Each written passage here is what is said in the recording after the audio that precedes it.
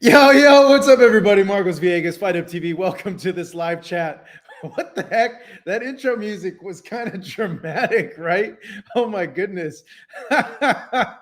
Wow, the bass trombones, dude, really drumming up the drama right there. But what's up, everybody? I hope you guys are having a lovely Thursday. A lot of you guys on your lunch breaks or being close to finishing your work days. Hope you guys had a very happy Halloween. Let me know what you guys dressed up as, man. I was jet lagged like a mofo because the time difference is Saudi Arabia, man. I think it's like a more than 10-hour side not side but time difference in travel from here on the West Coast in California to Saudi Arabia. But just to let you guys know, we will be having Eddie Hearn and Jorge Masvidal on to give their reactions in interviews that I did with them just like literally a short while ago. Just to timing issues, we were going to get Eddie on like live, but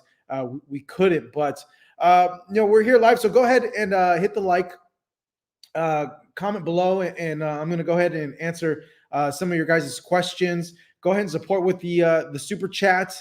And the big question I had, is that I asked to both Masvidal, Jorge Masvidal, who will be on, and Eddie Hearn is, what's the aftermath of all this? Like with Ngannou having the performance that he did against Tyson Fury, and does it hurt in any way, shape, or form the credibility of boxing? And I would imagine a lot of people are like, yeah, it hurt the credibility of boxing. How is it that a fighter in Francis Ngannou, who's never had a pro fight ever, this was his pro debut, and has limited boxing experience in comparison to a Tyson Fury, how does he do what he did in there? Uh, I'm still like WTF, honestly, with what happened over the weekend. Still haven't quite wrapped my head around everything that I saw, but it was nothing short of extraordinary, to be honest, in terms of Francis Ngannou. And like, there's like a little things like that stick out that kind of make me think, hey, this rings true for heavyweights in the heavyweight division. I want to say in boxing, there's always a cliche that one punch can end it all. And, it doesn't really ring true for the lighter weights. But I feel like the one division where it does ring true is the heavyweights, because they're big dudes, man, and they could really punch. And I think, regardless of who it is, and we've seen it time and time again in the heavyweight division, like one punch can really end it all. And Ngannou's a huge freaking puncher. They say the biggest puncher ever recorded in combat sports. Now, is he a bigger puncher than a Deontay Wilder, than a George Foreman, than an Ernie Shavers, any one of the greats? It's hard to tell. They haven't measured their punches. They haven't measured Deontay's punches. Deontay's a lot quicker fighter than a Francis Ngannou. But does it hurt the credibility of boxing? Does it hurt the credibility of the sport? No, I don't think so. I think, you got to look at these situations as one-offs. They're each specific situations catered to the two men that are in the ring. Now, does it hurt the credibility of a Tyson Fury? Yeah, it takes a huge hit, man. This is the number one heavyweight in the world that got knocked down, got rocked in the 8th round. Couldn't big man Francis Ngannou, couldn't apply his years of experience to dominate a Francis Ngannou, albeit, according to the numbers, according to CompuBox, it was a close fight in terms of the punches, the actual punches landed. And I think that's another big thing that people are missing here. Now, whether in the court of public opinion, which I feel is very tilted toward Francis Ngannou winning the fight, I think the aura of Tyson Fury did take quite a bit of a hit. And here's the thing with Fury too, man. He's I don't know. I just noticed like maybe he fights to the level of his competition. Like, and it's always kind of been like a story with that. Like Like, look at the Otto Wallin fight. He didn't have a great performance, but then look at the fight after. He had a freaking tremendous performance against Deontay Wilder in that second fight. So it's a lot of these guys, and when I say guys, athletes in combat sports, will fight to the level of their competition. So it remains to be seen. The other thing that I was thinking too with some of my friends that are discussing, and actually Eddie Hearn brought it up. He feels that the punch resistance might not be there for Tyson Fury, and both him and Deontay Wilder went through freaking hell and back in those three fights. Both took a lot of damage. Tyson Fury touched the canvas in two of three of those fights. In the first fight, where honestly I still look at that and. Referee Jack Reese in that first fight, props to him because he could have waved that fight off and no one would have made any sort of protest for him to wave that fight off. But he gave Fury the chance, and look what we were blessed with. Like it's funny, in a parallel universe, Deontay Wilder won that fight. He's considered the heavyweight champion of the world, the number one heavyweight in the world, and he probably would have fought Francis Ngannou over the weekend, even though that looks like maybe potentially an option for Francis Ngannou. But yeah, it's just nuts to me. But hey, the other thing too is, maybe, just maybe, Ngannou's that good. I think we'll have a lot of answers. A lot of questions, answered if Ngannou and Fury go and tussle again, and it's actually like a proper fight, which is nuts to me because Ngannou's only had one fight. Imagine he has this fight, because I hear they're trying to put him in on December 23rd. I don't know against who, but against somebody, and I don't think it'll be Joshua. There's other plans for Joshua in January, which Eddie Hearn touches on me with. Just a reminder, we're having Eddie Hearn and Jorge Masvidal on with us. But there's plans for Joshua to return, highly likely early in January. But if Ngannou has a second fight with Tyson Fury, an actual proper 12-round fight, I think it's going to answer a lot of our questions there. And if not, if he goes into a fight with Joshua or Deontay Wilder, I guess we'll see, but those are different styles. That's the thing, man. That's the beauty of the sport. Styles make fights. Just because fighter A beats fighter B doesn't necessarily mean that fighter C and fighter D will beat that fighter. Take a look at the 80s with Duran and Leonard and Hagler and Hearns.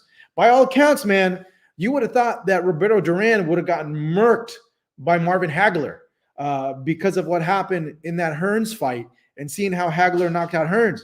But little Duran, which I have such high esteem for, given he was a little guy moving up and fighting these monsters, going all the rounds with Marvin Hagler. But let's go ahead and answer some of your comments, answer some of your questions. Go ahead and hit the like button for me, guys.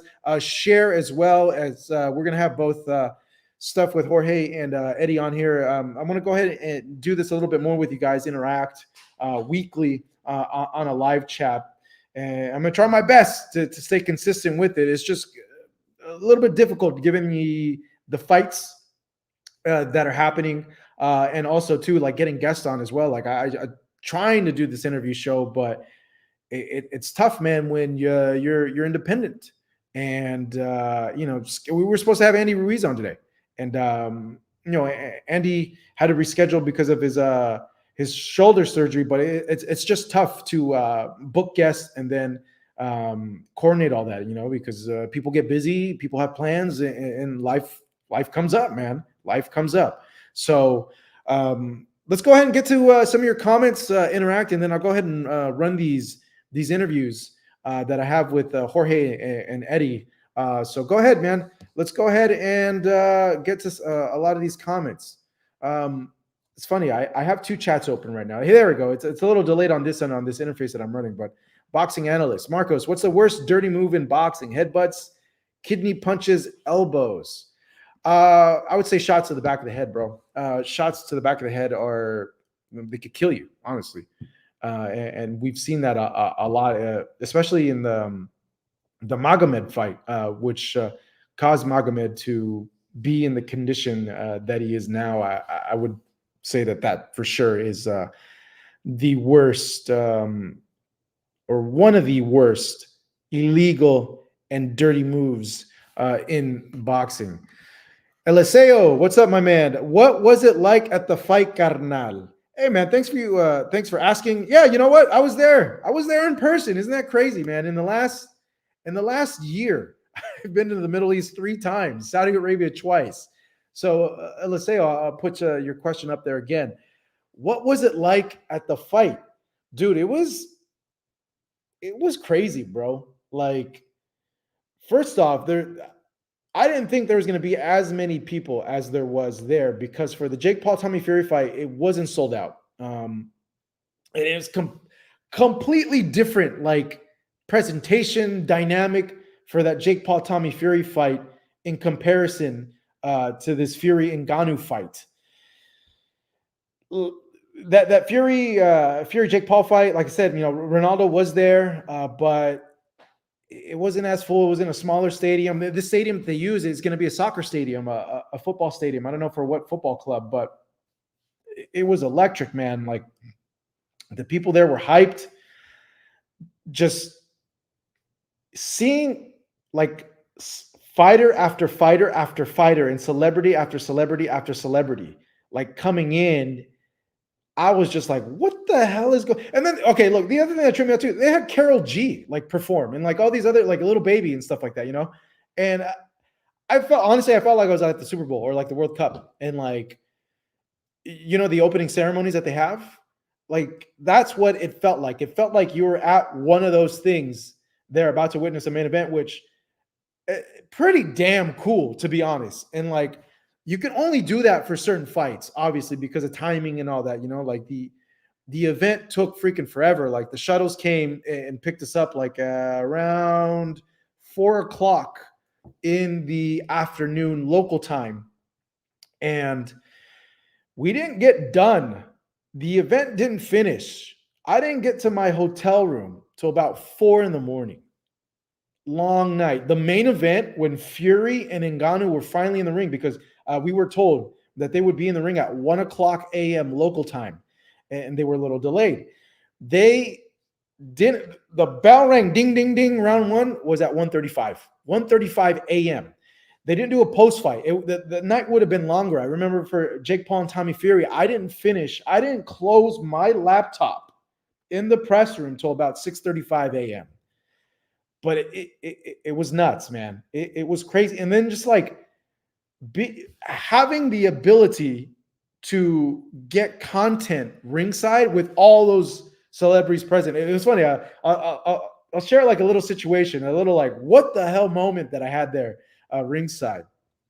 So this is after the fight, okay? And we're all trying to get content ringside. And I'm going over and I see Conor like hugging Mike Tyson. I start filming. I'm getting pushed around because security is trying to like make sure all the A-listers are okay. I'm actually like trying to find CR7, Cristiano Ronaldo, but I think he was escorted right away. Oscar was escorted right away. So I'm there filming. I get pushed around and I have my backpack on with all my gear. I get pushed into Rio Ferdinand, which is a defender. I don't know for what club. I didn't really follow his career very closely, but he's a Premier League legend. So I bump into Rio Ferdinand. My backpack hits him, and he tells me, "Yo, mate, you just bumped into me." And I don't know if I hit him like in the nuts or anything like that, but he's like, "Hey, man, watch out." And I looked at him and was like, "Hey, I'm sorry. I have my backpack on. I'm getting pushed around. Like, I'm a small guy. I didn't mean to do it on purpose." And he's like, "All right, man, that's cool. I respect that." I then turn around and look up, and I was like, what the F? And you know who it is? The freaking Undertaker. And he was like, yeah, I get that a lot. And I was like, no freaking way. The freaking Undertaker's like right here in front of me. I threw the camera on him. I'm like, yo, what did you think about the fight? I wish I would have gotten more time. I wish I would have grabbed a photo with him because my 15-year-old self would have never believed in a million years that I would have even been in the vicinity of The Undertaker or Vince McMahon. Vince McMahon got escorted like way early, but I caught the reaction of The Undertaker after the fight. He seemed like he wasn't in agreement with what happened. I was trying to get Vince McMahon's reaction, but bro, this was nuts. If they pull this off again for Fury versus Usyk in terms of the celebrities that they bring in and the fighters that they bring in, that'd be nuts. Because I never, even for the biggest fights here in the United States, I haven't seen like the lengths they went to really get some of these people and the productions. Granted, like these footballers aren't as big in the US as they are worldwide, internationally.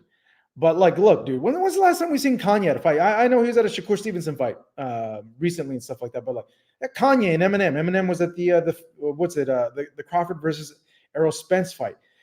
But they had like international superstars there. They had like extremely super wealthy people. The head of the zone was there, which is kind of like crazy to me, you know.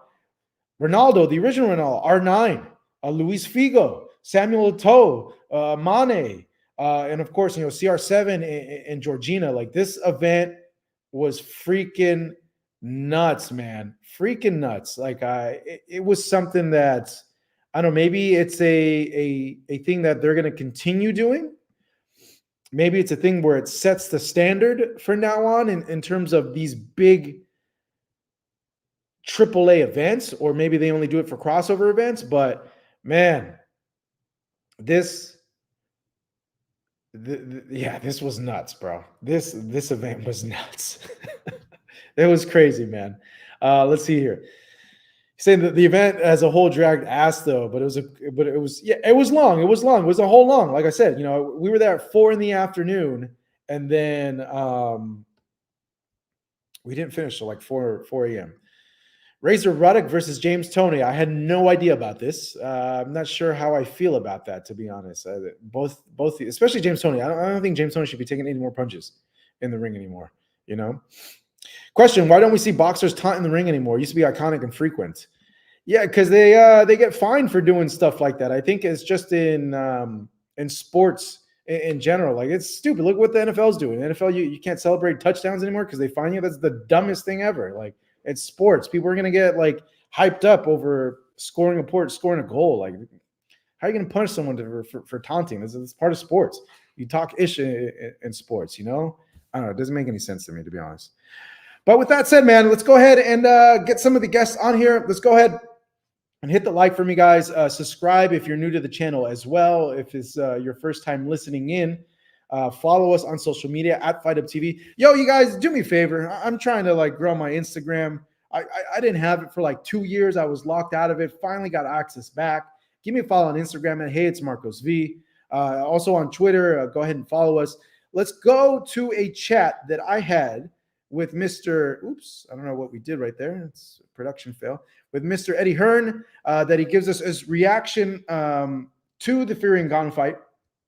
Updates on Ben versus Eubank, updates on Joshua as well, and if there's any serious movement, serious as in if he's talked to Anthony Joshua about fighting Francis Ngannou, and if there's actual stuff on the table for that fight. So let's go ahead and get to Eddie Hearn.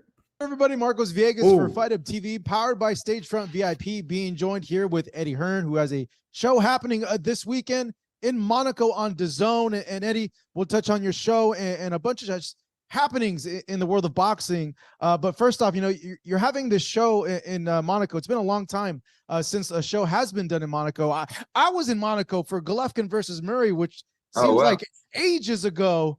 But I'm glad there's shows back over there. Yeah, for sure. I mean, we did 4 years on the spin and then COVID hit.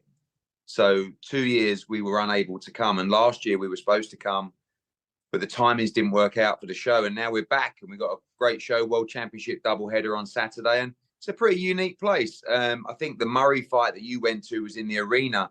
They switched it a couple of years ago back to the casino. And it's quite unique. I mean, it's a stunning ballroom with like chandeliers, but there's 300 people all in tuxedos drinking champagne with the high rollers and the royalty. So it's a different kind of look. Obviously, Cancun last week, Monaco this week. We're switching it up, but a great fight card. I'm really looking forward to it. Geez, only 300 people. How much are those tickets, Eddie? A lot of money. A lot of money. Yeah. I would imagine so. You know, that's the trip about. I remember going to the Monte Carlo, and it's a museum. You know, yeah. And like for them to put a ring in there, like I was even thinking about that. Like, there's blood and saliva and sweat that goes all over the place during these fights, and I was just like, oh my God, they're gonna ruin these art pieces here. Yeah, it's a pretty plush room, and it is really unique. Like, it's quite strange. And I said, you know, the fighters really need to get themselves in that frame of mind, because when you walk out in a 10,000 arena, obviously your heart's beating through your chest and you're pumped. And good news for Joe Cordina is he's boxed here before, actually, about 3 years ago. So he's used to that environment. His opponent, Vasquez, is just so pumped. I think he could be fighting in the wilderness. He doesn't care. He's coming for the belts on Saturday. But yeah, a tricky environment for the fighter to really switch on in. So they've got to be ready. Yeah, the winner of this fight is going to fight O'Shaquie Foster, correct? I think more than likely. You know, O'Shaquie Foster, amazing fight last week in Cancun. You know, 25 seconds left to win by stoppage, or he gets beat, and he does it. You know, stops Rocky Hernandez. And I think Joe Cordina, who I think is the best 130-pounder right out there right now, wants to unify. You know, he wants to try and pick up those other belts. And I think Foster would be up for that. So I got to touch on a few things with you too, Eddie, in terms of fights in your stable coming up. I've been seeing some of the interviews. You're mentioning Ben versus Eubank. It's imminent. I believe so, yeah. I mean, I think we still have to finalize the deal, but we're close. We're very deep in negotiations. I think you're going to see that fight in the UK in January. Massive fight. I mean, one of the biggest fights the country's ever seen. And it's been a long time coming. We wish it was sooner. But hopefully we can get that boxed off in the next few days.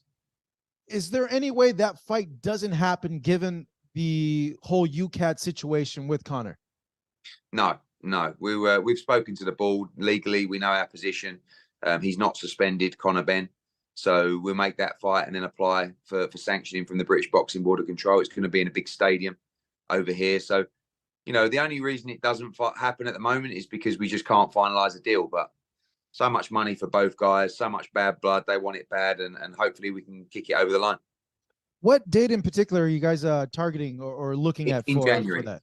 Yeah, end of January. End of January. So 20th, 27th, somewhere around that date. And what are like the finalists in terms of site? So Millennium Stadium in Cardiff, which holds 80,000. That's got a roof, which is nice. Or Tottenham Hotspur, which holds more like 60,000, but doesn't have a roof. But they won't care, the British fight fans. They're crazy enough. So yeah, it's likely Millennium Stadium or Tottenham Hotspur. Yeah, I would imagine that's like a sigh of relief for the fans over there that this fight is landing over in the UK and not in the Middle East. Yeah, I think it's like a big trend now, you know, that these big fights seem to be deserting the UK. So we understand there's a lot of money around the world for boxing at the moment, but it'll be really sweet to be able to put a mega fight on in the UK. So now turning to your star heavyweight, Anthony Joshua. I know... man, where do I begin with all this? Because it all bleeds in. You know, first off, let's take a time machine back to last weekend. I'm still having a very difficult time just kind of taking everything into what I saw and comprehending it. I'm just still like, WTF, like what the hell just happened? Yeah.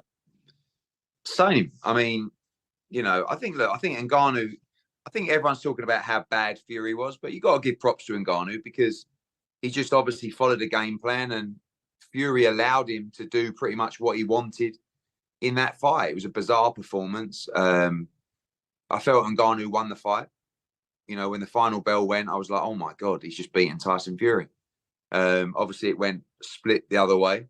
Tyson was very lucky in that respect, but he just didn't look himself. You know, I don't think his punch resistance the same. He looked afraid in the fight. I don't know whether that was just bad preparation or thinking about the Usyk fight. I'm sure there was a little bit of all of that, but it didn't bode very well for his future. I mean, look, I've always said that AJ knocks out Tyson Fury. People have called me mad.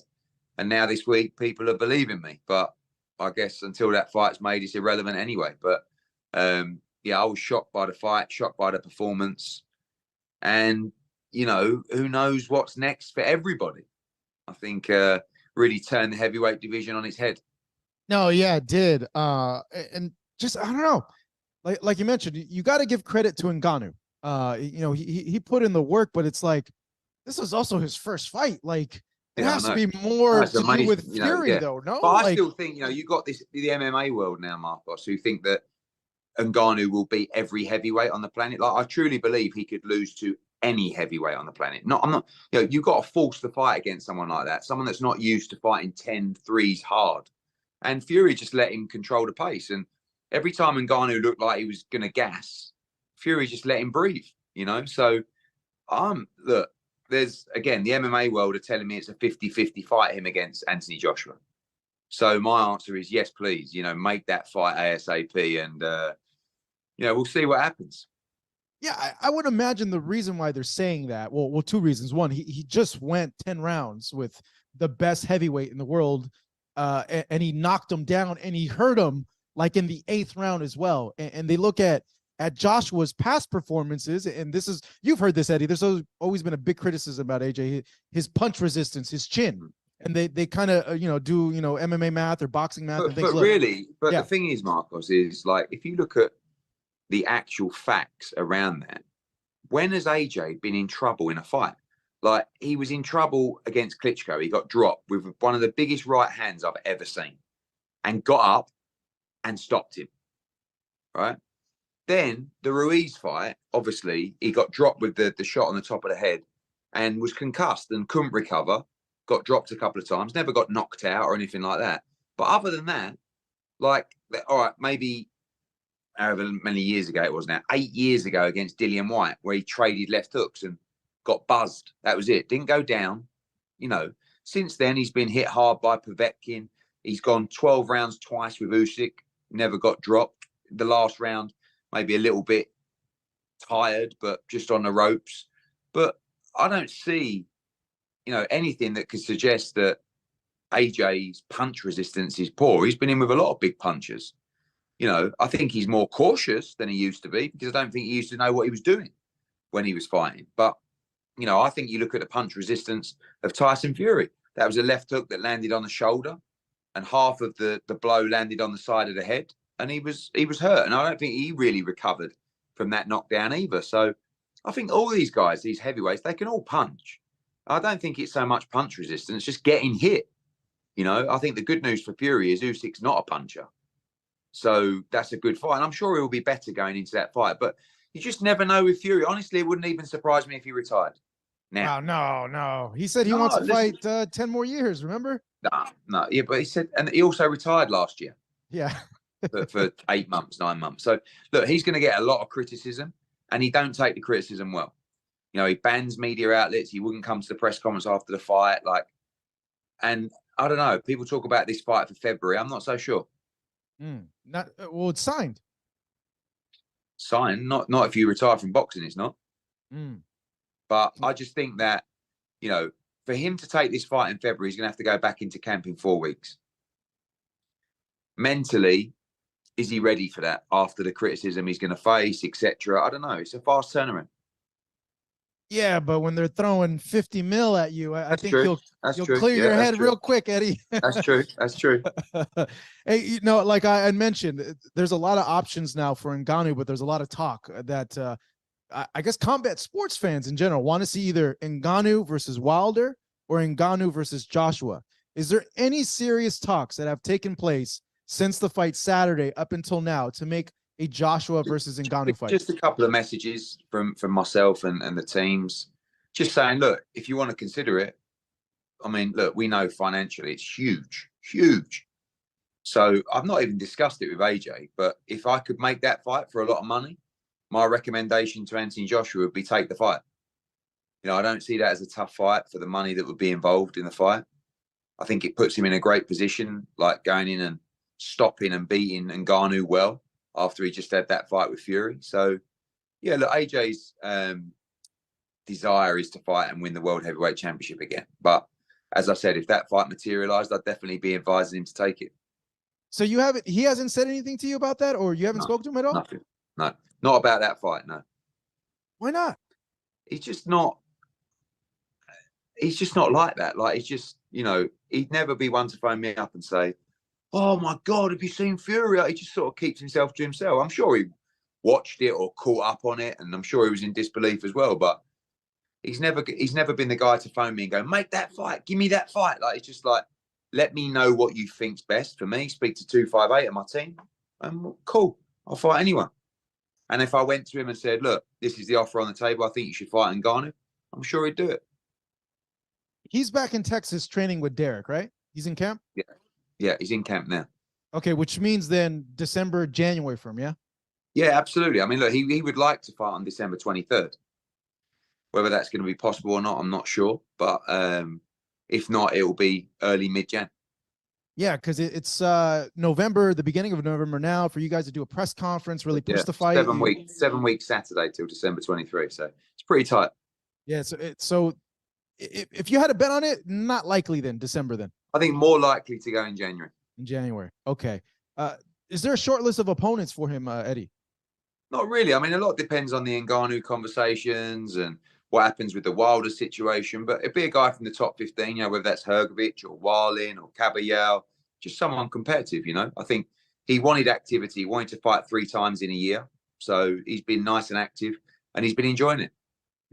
Okay. Because, yeah, you know, I feel like this Wilder Joshua thing is just kind of going in circles. Like we keep hoping for it, and like nothing. Yeah, it's not. I mean, look, we were a bit unlucky because we all had an offer from Saudi Arabia, which we all accepted, and they didn't come through with it. So we probably put all our eggs in one basket and maybe shouldn't have, but we'd done deals with them before. We expected it to go through. It didn't.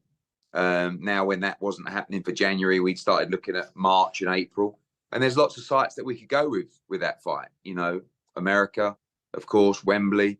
We've had a couple of conversations in the Middle East. I'm sure Saudi Arabia would look at that fight again. So that's been the frustration, but still a focus of ours to make that fight. So there would be no chance then that it lands on the Fury Usyk card like they were discussing before? Potentially. Yeah. If the offer was the same, no problem. We do that fight. Okay. Just in general, Eddie, do you think boxing took a hit? The credibility of boxing and the boxers took a hit on last Saturday. Yeah, a lot of people have been saying that. Oh, Fury's let down boxing. I mean, look, if you're going to be part of those kind of fights and those kind of events, if it goes wrong, you've got to also understand it kills your legacy forever. You know, Fury, there is an argument that Fury's legacy could be he lost to a guy that's never boxed before. Whereas he is a generational great. You know, now, can he truly be a generational great to the likes of Ali and Lewis? And right now, absolutely not. If he goes and beats Usyk, maybe. But he's still got that night. You know, he's still got that night that's probably the night people will talk about forever. Pretty embarrassing, really. But if you play those games, you've got to take everything that comes with it. And, you know, I'm sure he'll be crying in his 20 or 30 million or whatever he made on Saturday night. But it is what it is. I don't necessarily think it's bad for boxing. But I think the casuals start to think, wow, what's going on there? This is mad. What? So can I get in a ring and have a go and beat him? I don't know. You know, on my last two things with you, Eddie, one being, I guess, given how this played out with him and Ngannou, would you now favor Usyk in a fight against Fury, given how he looked? Probably, yeah. I mean, I always favored Usyk in Fury in that fight. Oh, you did? But I did, but only marginally. But look, Usyk's not a big puncher, so I think that's good news for Fury. But you don't know what this is going to do to his confidence. He might come back stronger. I mean, he's proved me wrong before. But I think Usyk's confidence after Saturday will go through the roof. Sitting there watching that ringside, he will just be thinking, I've got the absolute beating of you. And I think Usyk probably starts up as a slight favourite. Yeah, it's nuts. We would have not been imagining that prior to last week, but we also wouldn't be saying, hey, you know, if I had a time machine and went, hey, Eddie, if Francis Ngannou knocked down Tyson Fury, heard him in the 8th round and got a split decision, you'd be like, you're mad, Marcos. Get out of my face. 100%. I expected it to be a mismatch. And fair play to Francis Ngannou. No, totally. Because I thought he wouldn't last more than 4 or 5 rounds. To be honest, on a final thing, Eddie, you know, I spoke to you this about before, but now it's like really official. Showtime's done. No more fights. The last pay-per-view will be Benavidez versus Andrade, and then one more card in Minneapolis with David Morrell. How would you eulogize the end of Showtime in your words, from your perspective? Look, there's a lot of people celebrating the end of Showtime, right? Stephen Espinoza rubbed a lot of people up the wrong way. I go the other way. I think it's bad for boxing. I think, you know, myself and Stephen have had our fallings out in the past, but I still think he's been a great ambassador for boxing, in the sense that, you know, I said 2 years ago, 3 years ago, Showtime will be out of boxing soon. Everyone laughed at me. And when they came back this year, with the great year they've had, people started playing my interview back, saying, look at this guy, what a clown. I knew they weren't going to last in boxing. But Stephen was so stubborn, he was so competitive, that he really took it down to the last breath. And you have to respect him for that, because he loved the sport and he wanted it to work. But one of the problems with the sport and the world, particularly the business, is fighters are getting paid too much money in terms of their commercial value. And the business just isn't or wasn't working for Showtime. So I think it needs a little bit of a restructure around the sport, where the money's there for competitive fights, for big fights that draw and create interest. But the money shouldn't be there for fights that don't. And we've got to stop as a business just overpaying fighters to try and maneuver the stable or get one up on them. Or, you know, we've been guilty of it in the past with the Zone when we came into the marketplace. You know, we needed to make noise, and now we don't need to do that anymore. So I think that the business and the industry will readjust a little bit. But in terms of Showtime, you know, they were fantastic for boxing, great content over the years. And now they're done. You know, Stephen's out of boxing and Showtime are out of boxing. I don't celebrate it. I think it's a sad day, as was when HBO went out of boxing. But the sport is changing and evolving. Streaming is, as we made the decision a few years ago, we believe the future of live sport. And, you know, we'll continue to fly the flag for boxing on behalf of the fans and even Showtime, and try and make sure this sport remains great. Yeah, some interesting times ahead, that's for sure. Eddie, as always, thank you for joining us. I appreciate the time. And just to make sure, you're calling Joshua over Ngannou in how many rounds? I mean, I said 3, but let's just give it 6 just in case. 6 rounds. All right. Because if it happens, people are going to go back to this interview. No problem. And if he goes over 6 rounds, they're going to come at you. No problem. All right. That was Eddie Hearn. All right, mate. This is Marcus Vegas. Appreciate it, Eddie. Cheers. Bye. All right. Big thanks to Eddie Hearn for sharing some time with us. He's over in Monaco. There's about like an 8-hour difference between him and me with that. But, you know, a lot of good stuff covered in that chat with Eddie. And Eddie, you know, has been making the rounds as well. Yeah, he's one of the few guys, few promoters that does it old school in terms of regardless of he's talking about his own shows or other people's shows, he's just out there. And it's just, you know, if you're out of sight, out of mind, man, you lose so much momentum. So, you know, he's a grinder, is what people in the UK say, a grafter and things like that. But we're going to have Jorge Masvidal coming up next. Make sure to like and subscribe to the channel if this is your first time with us. And go ahead and put in your questions on the comment box. But yeah, like I mentioned in the last part, Showtime is officially done. They're out of boxing. This will be their last year, and they've announced their last 2 shows. It was rumored they were going to have a going away pay-per-view being headlined by Floyd Mayweather and Mikey Garcia, with the undercard being Keith Thurman versus Imantas Stanionis and Danny Garcia versus Erislandy Lara. But that is not happening anymore. The last Showtime pay-per-view will be David Benavidez versus Demetrius Andrade.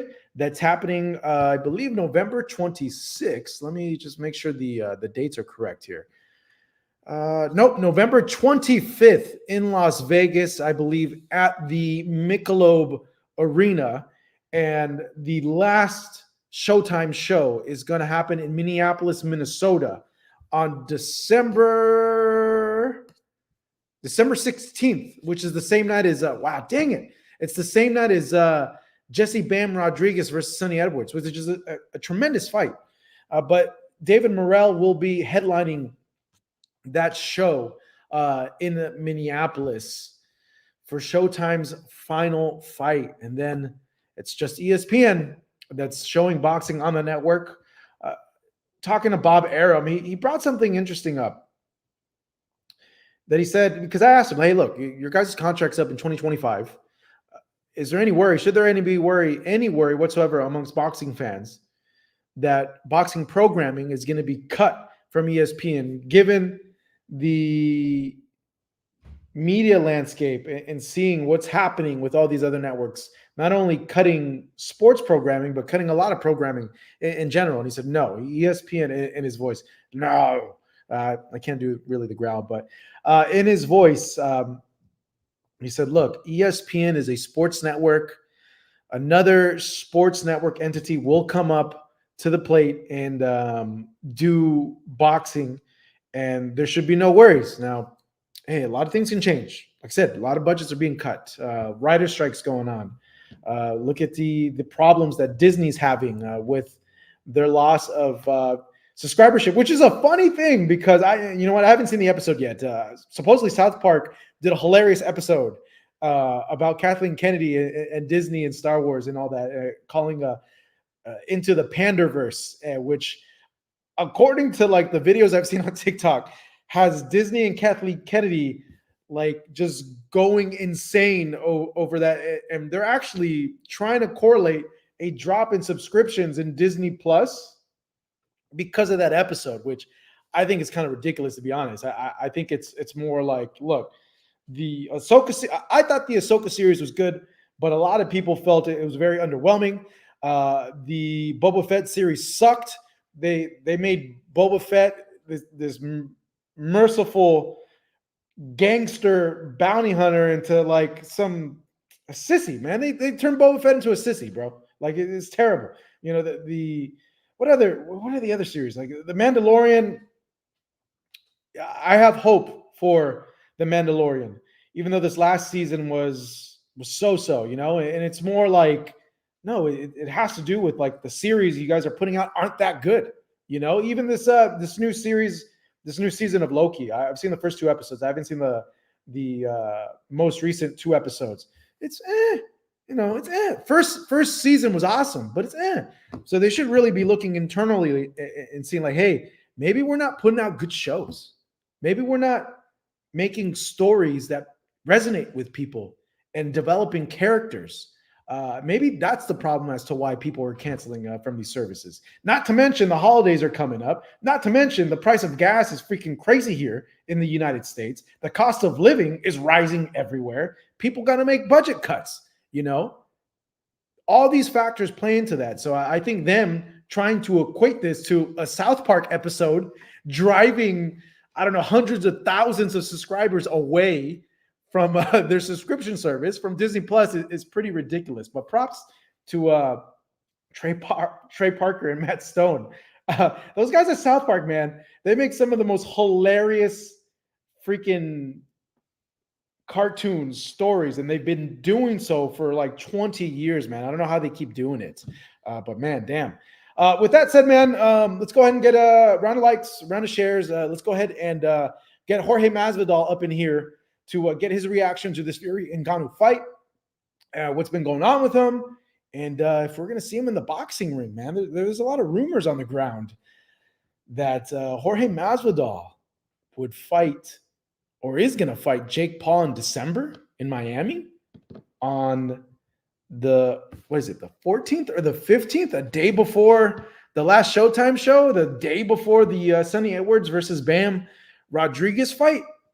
Is it going to happen? I don't know. I'm going to ask him, but let's go ahead and get Jorge up in here. Excuse me. Man, I gotta drink some water.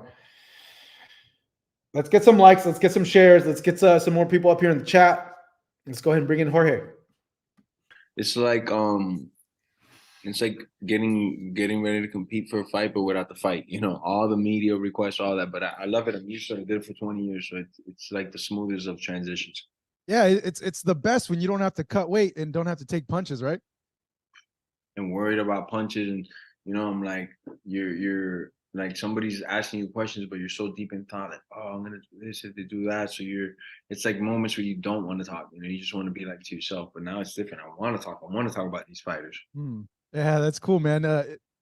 Like I spoke to you a few months back in Los Angeles. You were putting on that card where Doom against Junior Dos Santos. You're returning November 10th.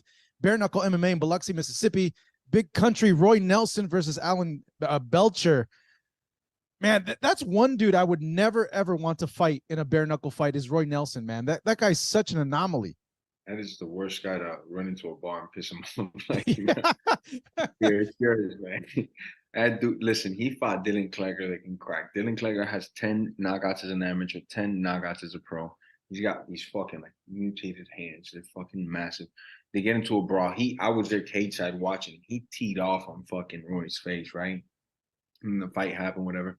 And I'm backstage with Roy hanging out, and I'm looking at him. This guy didn't even have a black eye. Nothing wrong with his face. Like if he just went swimming or something, it's crazy. Like he's built for that. He's built to fucking take pain and give out a lot more of it. And that fucking right hand of his is dynamite, as everybody knows. Like he's fighting Belcher that can fucking box, move his head, keeps his hands up, in and out, and then he'll once Belcher figures the guys out, then he's just steady pressuring. That's when this fight is gonna just become fight of the night, because they're both gonna like feel each other out, and at some point just lock horns. And they're both the same type of guy. They're going for the fucking KO. That's why I'm most excited about this event, this fight in particular, than any other fighter event that we've had. And not to diss any of them because they were all the amazing, but the level of excitement for this one is through the roof. Yeah, and I would think this one, style wise, they are going to engage because I know what the Dos Santos where Doom won, where Doom was a little hesitant given the power of Dos Santos. Yeah. And the cut that he got too.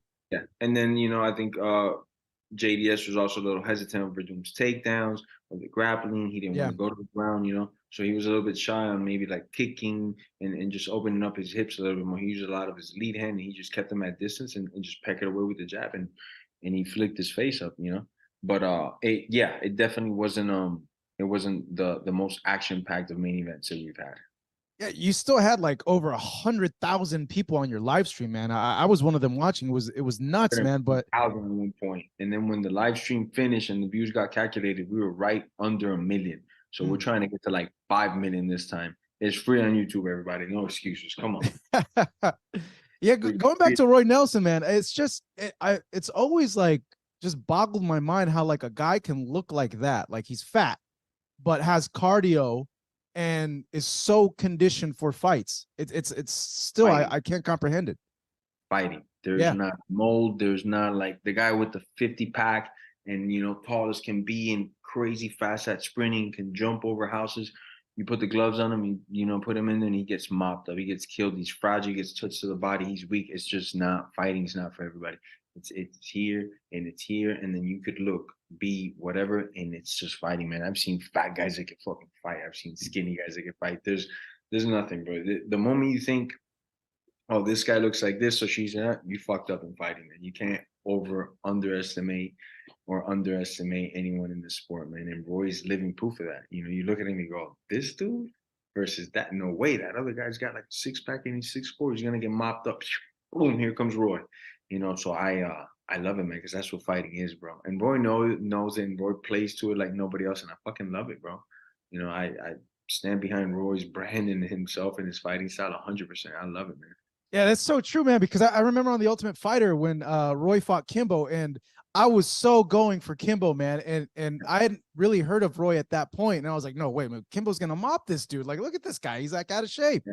Perfect example, and then Roy just gets the job done, He's not the fighter's mold in many ways. But to me, if it's working, let's go. Fucking maybe he's not as a promoter. Other promoters might be like, oh, but he's not the best for TV, this and that. Bro, if you're winning, you're knocking these motherfuckers dead. Do whatever you're doing. I don't know what the fuck you're doing, but keep doing it, motherfucker. Yeah. Just keep knocking motherfuckers dead. That's my job for you to knock them dead. But have you seen their hands after though these fights? Bro, it was like nothing. Bro. I'm telling you, this guy is like skeletons made of titanium. He did not have a fucking black eye, bare knuckle, pro fighter with heat. Fucking cracked him up like 4 times in the face, 5 solid, like not a dent, nothing. What the fuck? The worst guy to get in a fucking bar fight. I know. But I've seen some of the guys though. Some of the guys, their hands are like ballooned up. It's crazy. A little bit, yeah. Some like nothing. Yeah, no, yeah. Like I mentioned, like Roy's just different. He should have been born 100 years ago. Like Roy's a different mold of person. That's for sure, man. Nuts. That's for sure. Hey, no, Jorge, I gotta ask you, bro. Over the weekend, man, Tyson Fury and Francis Ngannou representing MMA. He did so well, man. What were your thoughts overall of the fight?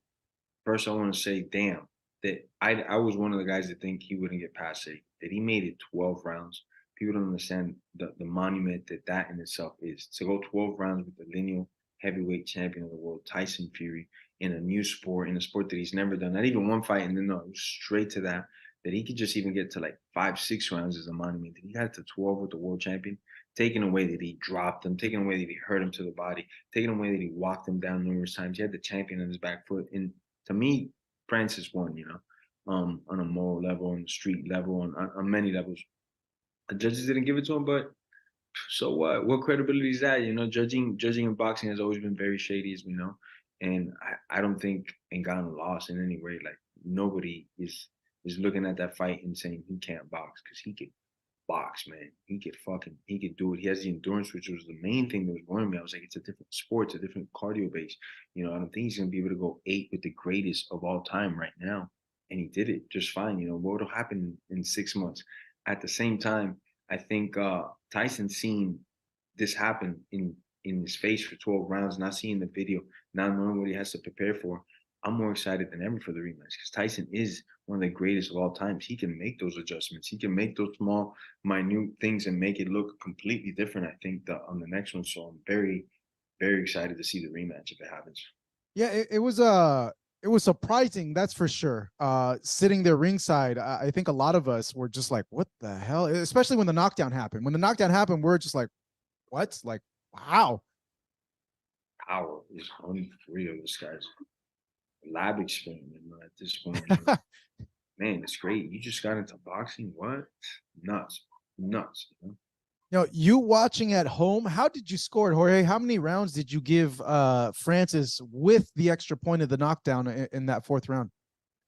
Man, I'd have to see it like live.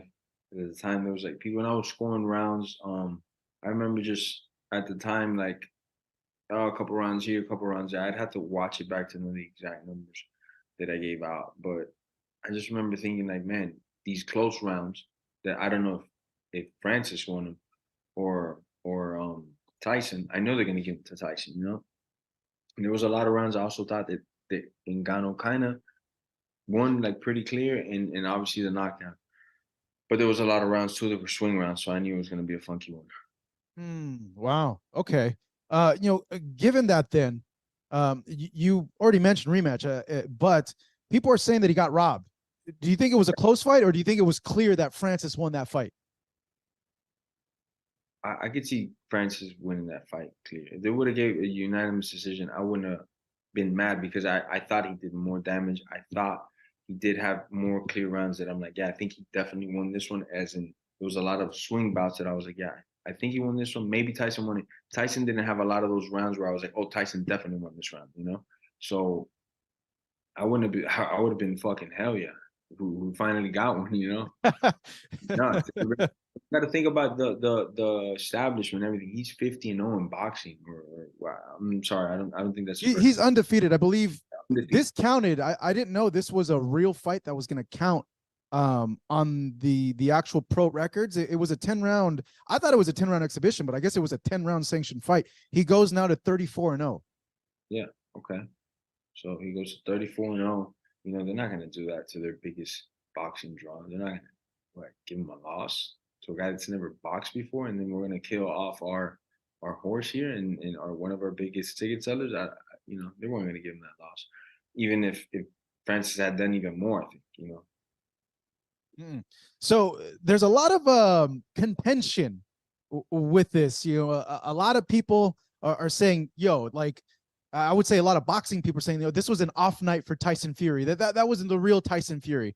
Others are saying, like, no, bro. Like, Francis exposed this guy. MMA fighters can compete against these boxers. They can do that. Which do you fall into, Jorge, if any? I fall into the notion that MMA fighters are just different, man. We generate the power different.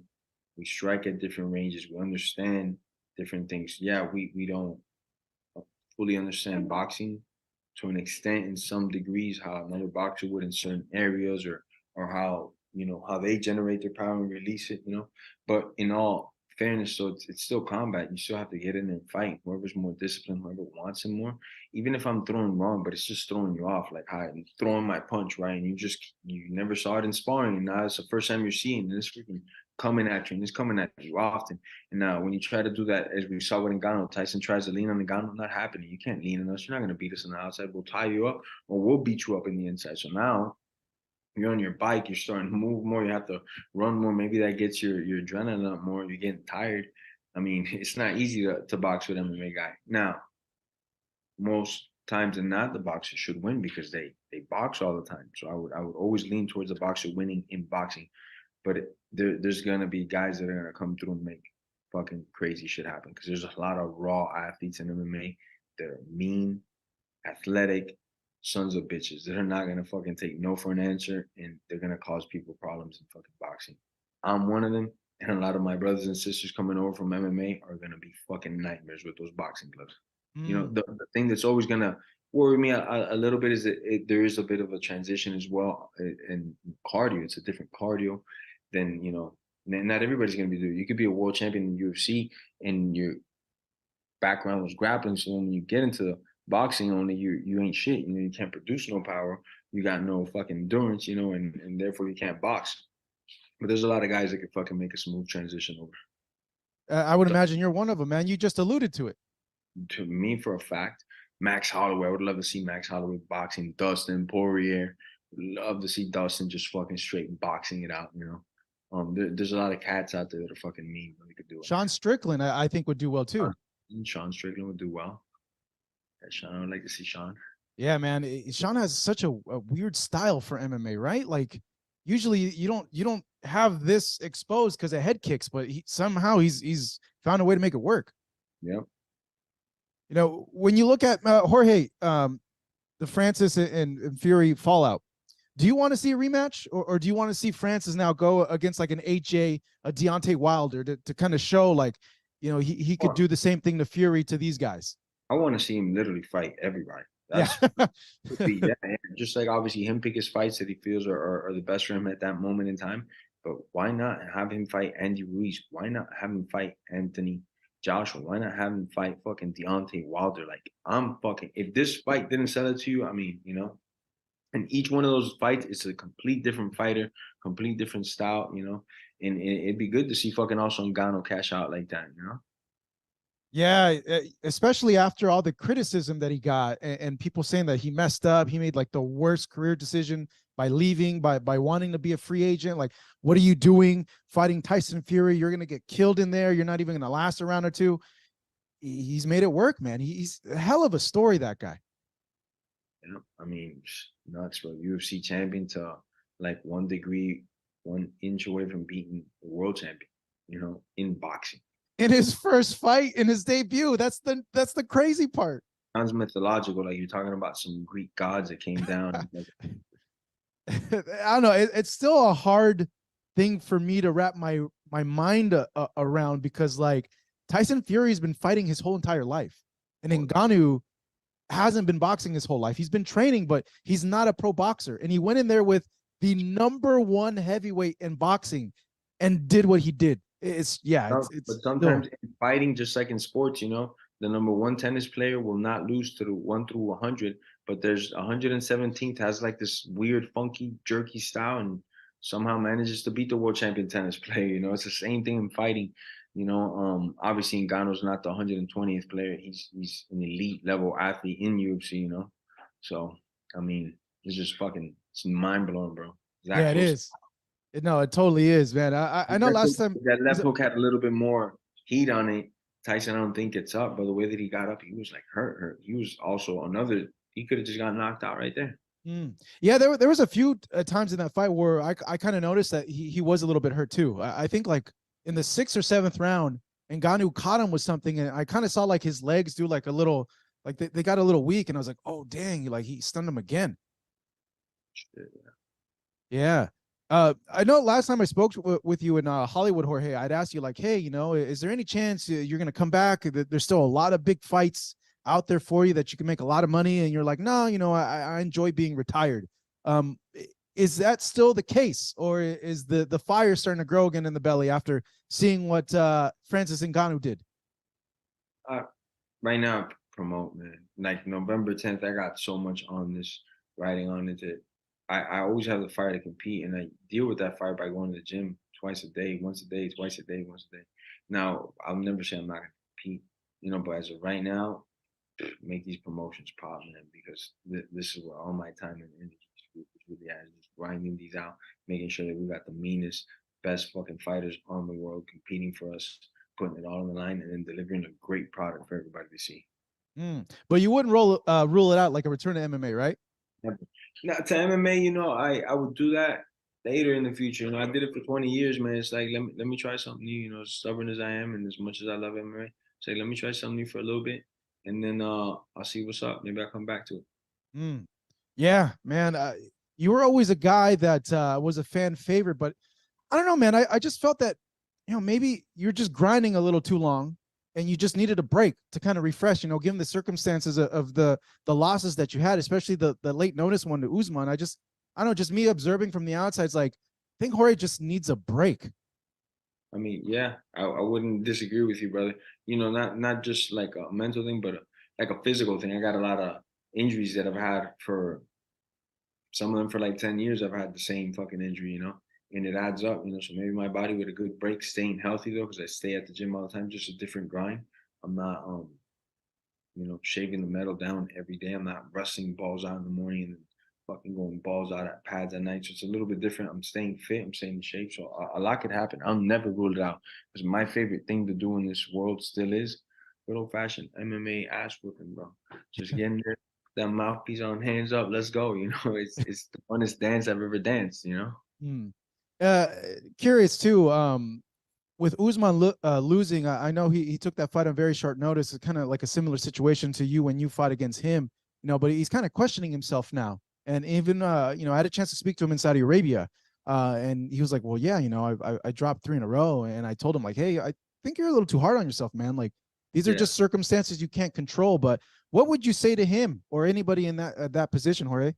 What would I say to Usman in particular is that he has evolved as a fighter so much. And from when I saw him, and I was like, I'm not worried about this guy's hands at all, you know, to what he's been able to do now, you know. And he was winning that fight with Leon. Then he got dropped in, and the second one that they had, a lot of people thought he won it as well, you know. So it's like interesting. And then this one with Chimaev, yeah, he lost round 1, but 2 and 3 were like, though Chimaev still won him, it showed in 11 days notice he did that. In my opinion, since I've always thought, in 5 weeks notice, Usman will beat the brakes out of Chimaev. He stops him. I think he just stops him.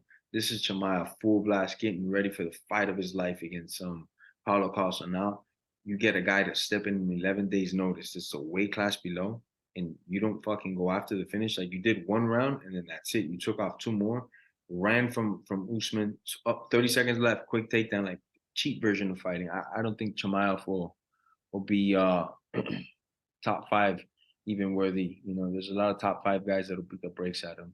He'll get tired and they'll put the pressure on him. And at 70, he was saying that he was cutting a lot of weight. Well, what's the excuse at 85? You know, just get to it. You can't just take the gas pedal off and not provide entertainment.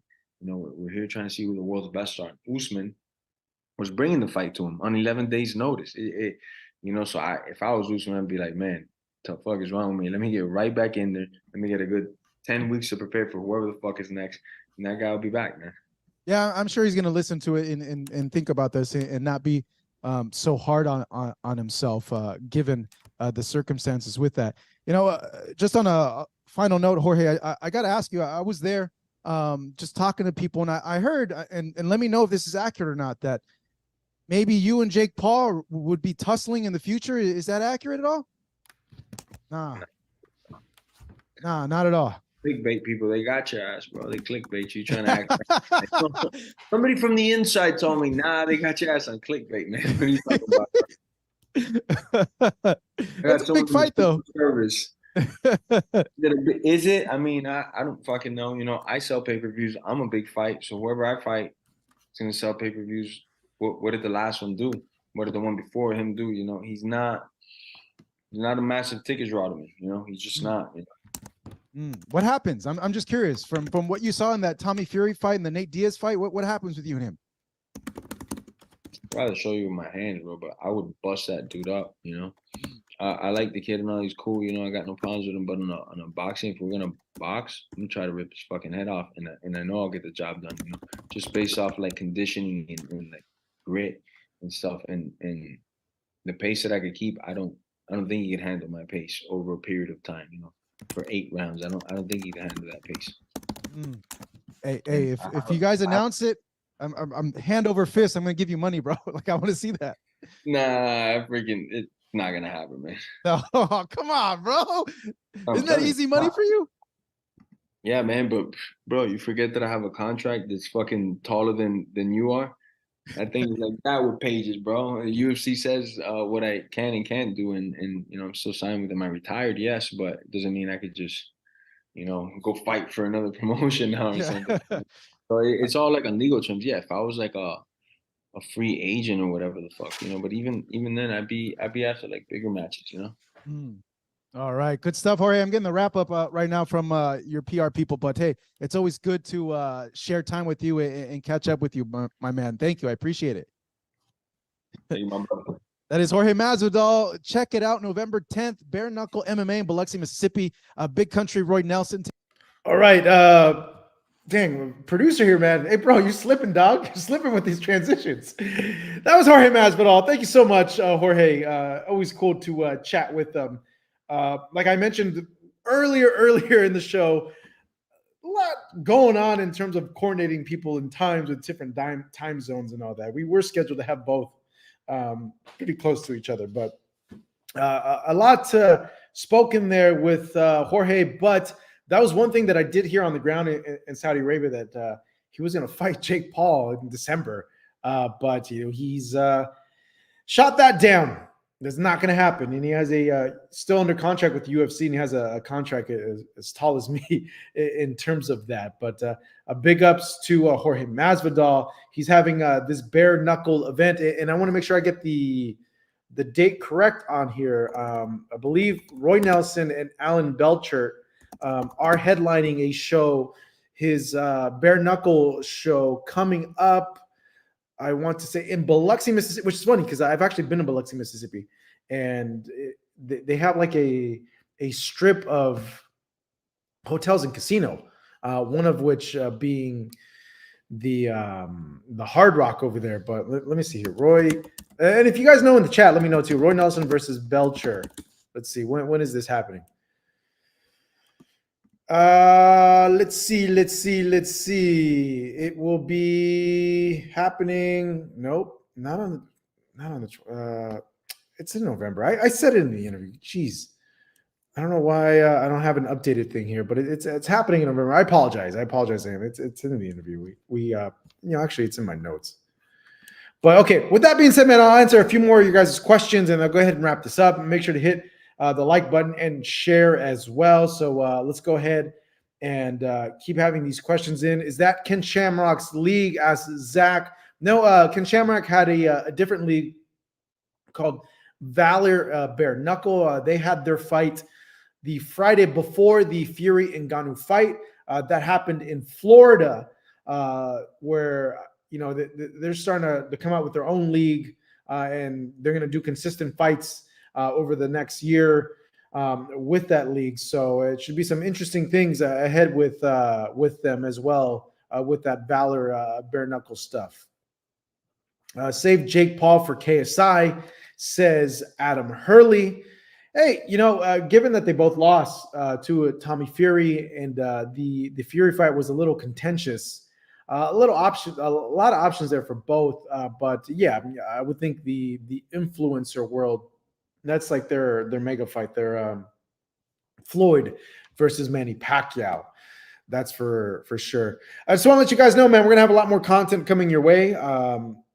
A lot of interviews scheduled over the weekend I have with people. So tune in on Monday as we will be back here for another live chat. I'll make an announcement. I'll share it on social media. Make sure to go ahead and follow us as well at Fight Up TV on social media, on Twitter and on Instagram. There's a fight this weekend that Top Rank's putting on, a very light schedule for boxing coming out. I would say like the biggest fight that's happening in November, the two biggest fights happening in November are going to be, actually, Adrian Broner is slated to fight this weekend in Miami. I'm not sure if that's got pushed back or not. I have it here on my calendar. But Diego Pacheco fighting on the 18th of November here in Los Angeles. Chantel Cameron, Katie Taylor Part 2 in Ireland on the 25th, the same day as David Benavidez versus Andre. The PFL's having a pay-per-view on the 24th in DC. And to round off, I guess, November, the first week of December, we have Ryan Garcia taking on Oscar Duarte in H-Town in Houston coming up. So, yeah, the boxing calendar kind of winding down, but it's going to be a very busy 2024 given this Tank versus Pitbull Cruz pay-per-view happening on Amazon and all these other fights that are slated to happen. So I was a little worried at first that 2024 was going to be a bit slow, but it's looking like it's going to pick up and that we're going to have an exciting 2024. So do me a big favor, guys. If you haven't subscribed to the channel, go ahead and subscribe. Hit the like, hit the share button. Follow us on those social media at Fight Up TV on Twitter and on Fight Hub. On Twitter and on Instagram. Follow me as well, man. Help me out. I'm trying to grow my Instagram at Hey, it's Marcos V on the Instagrams. Thank you guys for tuning in with us. Thank you to our guests, Eddie Hearn and Jorge Masvidal. I'll answer this last question here from Peter. And then we'll go ahead and close it out. So what are your thoughts on inactivity and how it impacts boxing and a fighter's popularity? Yeah, it has a huge impact on a boxer's not only performance inside the ring, but their popularity. Look at Keith Thurman, man. I think, Keith Thurman has been inactive. And, man, he has a personality that's as big as the world. And it's really taken a hit because, look, out of sight, out of mind.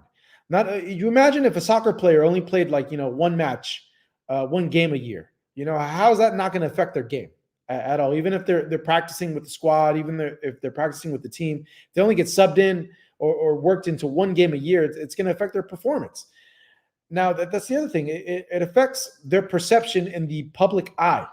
They're not doing as much interviews. They're not doing as much media. They're not getting as much attention based on their performance. It all affects them. Look at the performances, and you got to think you got to think that the inactivity hasn't affected them whatsoever, or has it? Of course it has. Iron sharpens iron. Like how a boxer or a combat sport athlete maintains sharpness is by being active, not only in the gym but in the ring. So yeah, it's hurt them a lot, to be honest. Let's say, are you coming to H-Town? Yeah, I think I might have to make a trip. I don't know if I'm going to come fight night, only fight night, or for the weigh-in. But yeah, I think I'm going to have to take a trip there for Ryan's fight. But with that being said, guys, hey, thank you for tuning into this impromptu Fight Up TV live chat. I'm going to try my hardest to make these more consistent, to go ahead and interact with you guys a lot more. If you missed our chats with Eddie Hearn and Jorge Masvidal, they'll be up on the channel as standalone pieces, interviews as well. And look for more content coming out this week. Like I mentioned, let's get a last round of likes for this. Oh, wait a second. We got one last super chat. I'm going to go ahead and answer it and end it. Questions. What if Francis hit him with the right hook and not a left? Bro, if he detonated that missile via his delivery system, I don't know. We might be talking about how Francis Ngannou should be the heavyweight champion of the world. Man, if he would have hit that, oh my God. Imagine if that would have happened. Look, when the knockdown happened, us ringside, all the media people just looked at each other and was like, what just happened? And like I mentioned, a very well-known media member said, WBC, he said jokingly, but he made a comment like, man, they need to strip him. Like, what is going on? But we're all in shock. But too, for those guys that play video games, all right, and I played a lot of fighting games, all right, it was the most frustrating freaking thing when a little kid would come in and button mash like crazy, and he'd start beating you, and he didn't know how to play the game, and I'd be like, what the hell?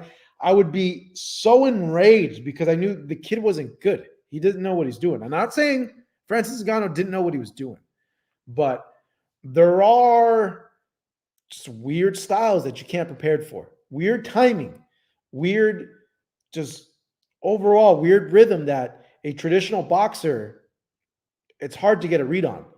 And the other thing too is when Ngannou landed that hook, maybe it really had an effect on Tyson Fury where he couldn't just get his bearings behind him in the fight as well.